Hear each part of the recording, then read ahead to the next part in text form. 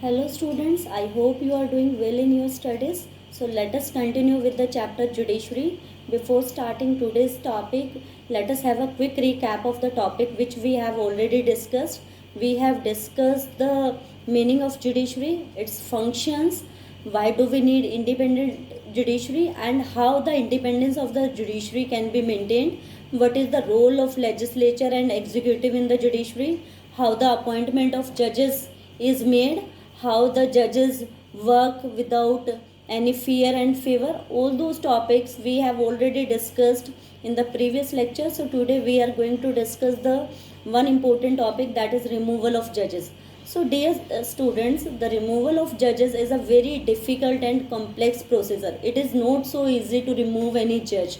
So it is the belief of people that till now there is no judge is removed from this procedure. So how the judges can be removed? Judges can be removed if they are incapable or due to misbehavior is found, or they are charged with any kind of misconduct. So then the by the 2/3 majority and with a simple majority, that is known as a special majority, and the procedure can be passed for removal of any judge. But it is good that India's judiciary is very strong and powerful, and people have belief in it. That's why there is no judge who is removed through that procedure. So next topic is structure of judiciary.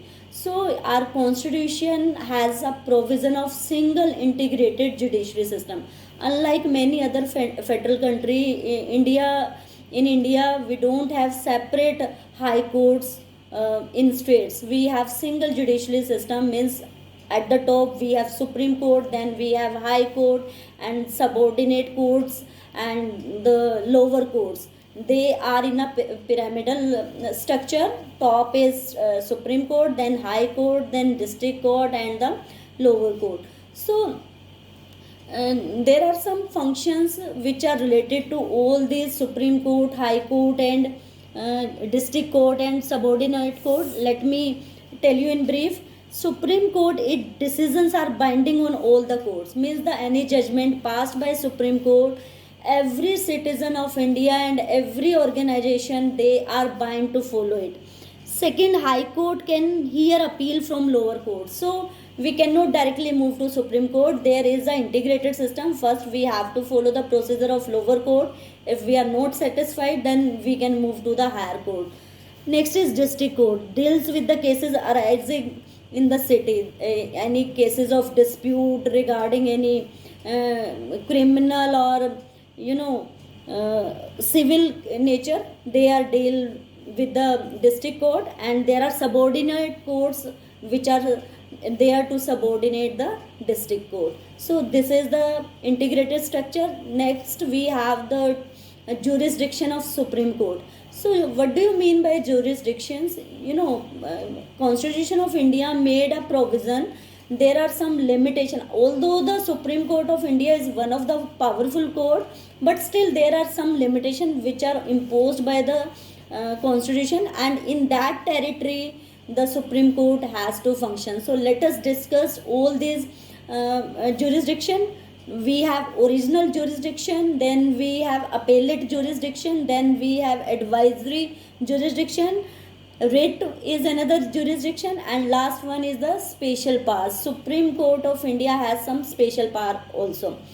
We will discuss these topics. What is original jurisdiction? Original jurisdiction means the Supreme Court has power to solve the dispute which arises between state and center, or between states or citizens. So the Supreme Court look after those disputes. Second is appellate jurisdiction. What happened in appellate jurisdiction? If the people or any agency which is not happy with the decision of lower court, then they can forward their case to the Supreme Court, and Supreme Court can give their judgment. Next we have advisory jurisdiction. According to this advisory jurisdiction, the Supreme Court can give advice to President of India. But here is an important clause that President of India is not bound to follow the suggestions or advice given by the Supreme Court. Next, we have the writs. Writs play an important role in protecting our fundamental right. You know, when we have done the functions of Supreme Court, there is one important function that judiciary acts as a protector of human rights or fundamental rights. So in case of violation of our fundamental right, we can approach to Supreme Court or High Court. It is the choice of individual कि whether they will approach or High Court or Supreme Court, and both are under their jurisdiction to deal with the cases regarding the fundamental right. Next, we have special powers. Suppose you must have studied in the executive chapter that president also have some special power. So judiciary is also equipped with special power. So what kind of special power Supreme Court is having? Suppose there is any case of related with the unity or the harmony of the country. You must have remember the case of Ayodhya Ram Mandir, where the judgment was given after a very long time. So Supreme Court can leave any of the judgment in the welfare of the country so that peace and harmony can be maintained. So these are the various jurisdiction under which Supreme Court works. Next important topic is judicial activism. When we talk about judicial activism, PIL or SAL comes in our mind. So what is PIL? PIL means the public interest litigation, and what is SIL?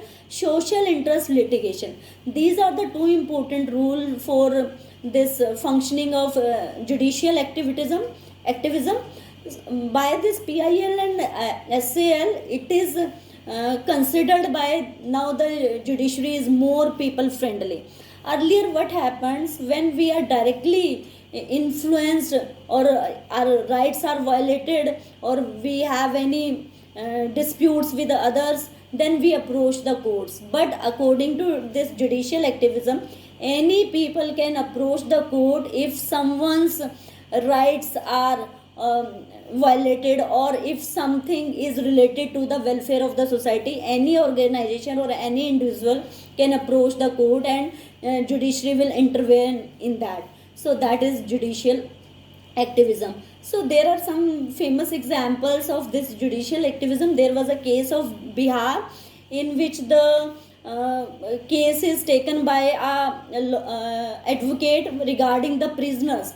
So many prisoners in the Bihar jail, they were in the prison for the many years. Even they have spent the times which is, if the judgment is given, that is more than that time period. So the Supreme Court accepted that PIL and give the judgment. And second was regarding the Tihar jail. So in Tihar jail, the prisoners, one of the prison, he has given a simple complaint on a piece of paper and forwarded to the Supreme Court judge, and judge considered it and converted into a appeal. So what was there, in Tihar jail, the prisoners, they were mistreated and the harassment is done. So then Supreme Court passed some guidelines for the welfare of the prisoners also. So in this, by these cases, we can say judicial activism is very important, and sometimes it is said that it is controlling the government, or it is intervening in the functioning of government or executive. Let us have a quick revision of the topics which we have discussed today. So as you know, we have discussed removal of judges. Removal of judges can be done on the basis of misbehavior or incapacity. It is a very difficult procedure and special majority is required to pass a bill for this removal of judges. Then we have discussed structure of judiciary. We have single integrated judiciary system. On the top we have Supreme Court, then High Courts, District Court, and subordinate courts to subordinate district courts in the matter of various cases. Then we have jurisdiction of Supreme Court. We have total 5 jurisdiction. One is original, appellate, advisory, writ, and special powers. So there is a limitation of these areas under which Supreme Court has to function. Then we have judicial activism, that is related with PIL and SAL, public interest litigation. They play an important role in the functioning of judicial activism, and due to this PIL and SAL, this judicial activism or judiciary becomes more people friendly. So dear student, go through the chapter, note down your doubts, and I will take your doubt in the next session. Till then, bye bye.